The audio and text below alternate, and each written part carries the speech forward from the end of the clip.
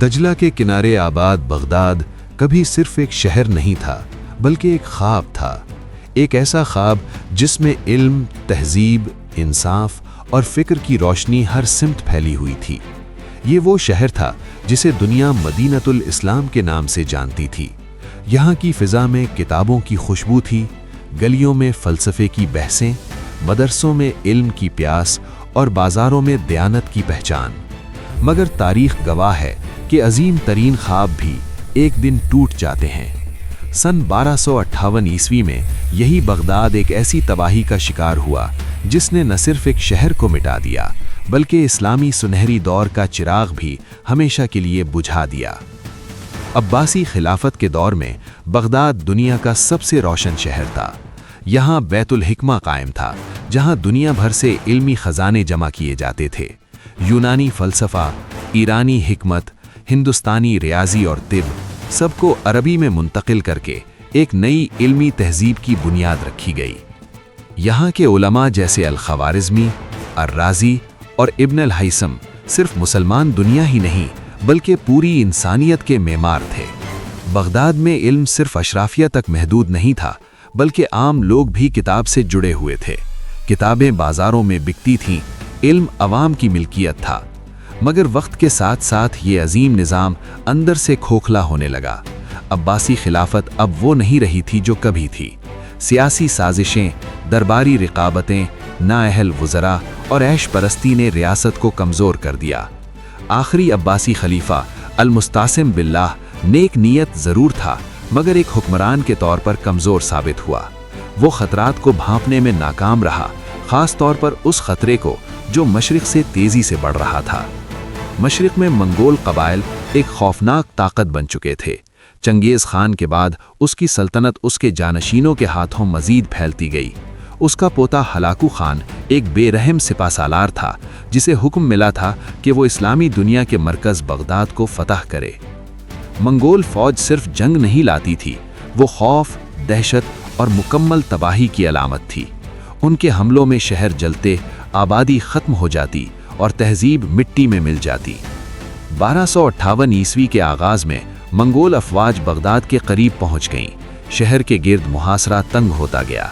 دجلہ کے کنارے منگول خیمے نصب ہو گئے، منجنیقیں تیار ہوئیں اور شہر کے اندر خوف کی فضا پھیل گئی۔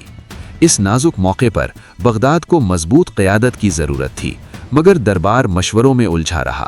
کچھ وزراء نے خلیفہ کو یقین دلایا کہ منگول حملہ نہیں کریں گے، کچھ نے مفاہمت کا مشورہ دیا مگر کوئی فیصلہ کن قدم نہ اٹھایا گیا۔ جب منگول منجنیقوں سے پتھر برسانے لگے تو بغداد کی مضبوط دیواریں لرزنے لگیں۔ دن رات حملے جاری رہے، شہر کے اندر چیخ و پکار، دعائیں اور آہیں بلند ہونے لگیں۔ مسجدیں نمازیوں سے بھری تھیں مگر میدان جنگ سپاہیوں سے خالی۔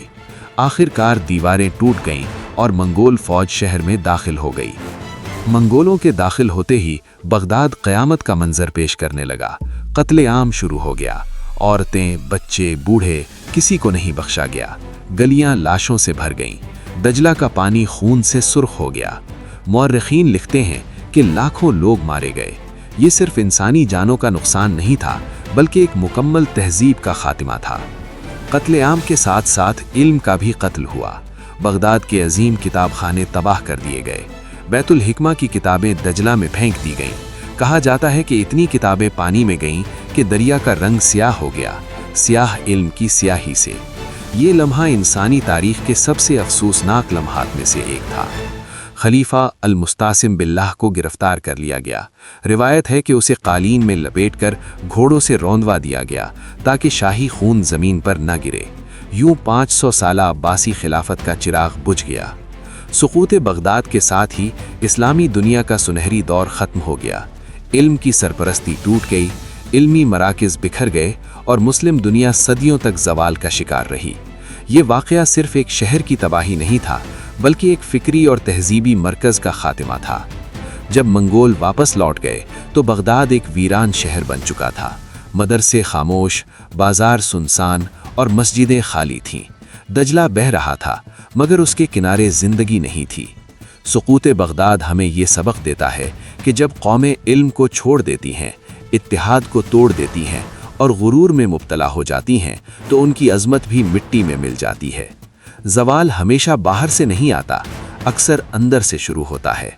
آج بھی بغداد کی مٹی میں وہ صدائیں دفن ہیں جو کبھی علم کی گونج تھیں۔